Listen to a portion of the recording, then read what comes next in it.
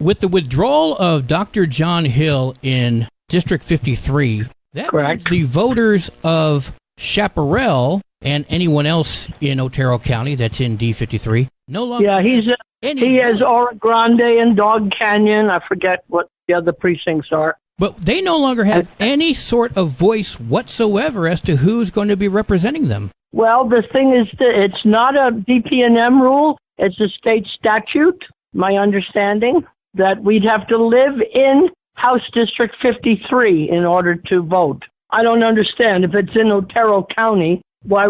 I'm on the State Central Committee, so I don't get a vote. But he's got about 8 or 9 other the district has about 8 or 9 other precincts in Doñana as well. Right, but I'm stating that the people that are in D53 are not going to be allowed to vote as to who's going to represent them in the upcoming election. That person's going to be selected. Because they don't have any State Central Committee members from District 53. The young man down there, Raul Espina, is a ward chair, but he's not a State Central Committee member. Okay. So he wouldn't have a vote regardless. But it needs to be changed. I don't know why they allowed it to go through. That's sort of stupid. I don't know. Well, that's my personal opinion. Well, yeah, what I see is this. It's always interesting to me that the Democrat Party takes their name from democracy, but here in particular, they are being the most undemocratic party that I've seen in a very long time in the presidential race. And that's not even the half of it. We're having a State Central Committee meeting September the 14th at the Albuquerque Convention Center, and I'm going to make my voice very loud. I'm not, if it's a state statute, then it has to be taken up with the legislature. But my deal is, why did you close down so many counties before a presidential election? Ours isn't the only one. There's a half a dozen, one of which is San Juan County, which has the largest Navajo Nation members. Why would you frickin' do that? They've been closed down longer than we have. We're a year this month, Otero. And if you remember, it was supposed to be reopened by November of last year. Right, exactly. How do you and...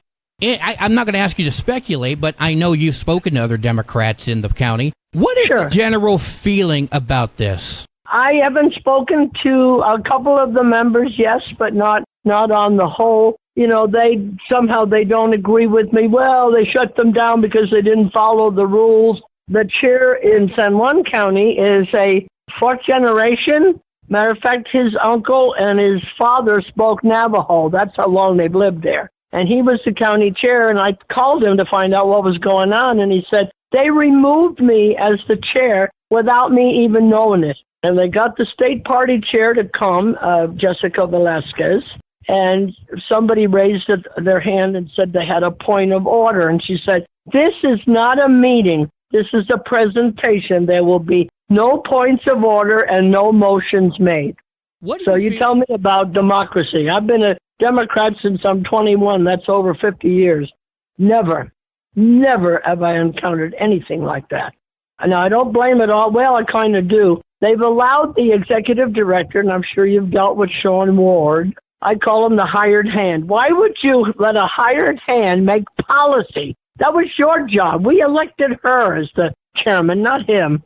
See, I'm not, whatever.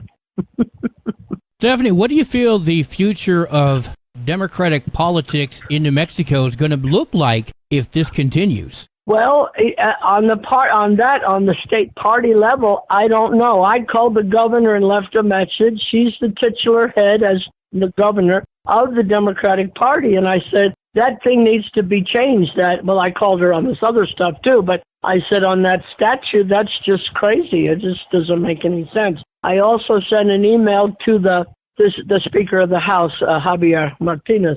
What are we doing, I'm sure recently you saw... Make me crazy. I'm sure recently you saw that New Mexico has become a swing state. It's purple for the first time in over 20 years. Do you think it's because of the Republicans' policies, or is it because of the Democrats' infighting that's more or less caused the shift in politics? Well, I don't know. I don't know what they're saying. I mean, on the whole, what it might be, it could be, it could be a dozen different things. I don't know. I know that what has been said out there, I don't agree with it, but they say, well, you've always taken the Hispanics for granted. You just think because they're Hispanic, they're going to vote Democrat. Well, I don't think that. I never thought that, especially given that they're Catholic, most of them, and they would not be for abortion. I'm not for abortion. I'm for a woman's right to choose, and I don't think it should be used as a means of birth control. That's my personal opinion. But that could be it. I mean, that could be part of it. I don't know. But look at the top of the ticket, the governor, the land commissioner, the lieutenant governor, all of our legislators are Hispanic. I think nearly all of them are. So I don't know what the what the deal is.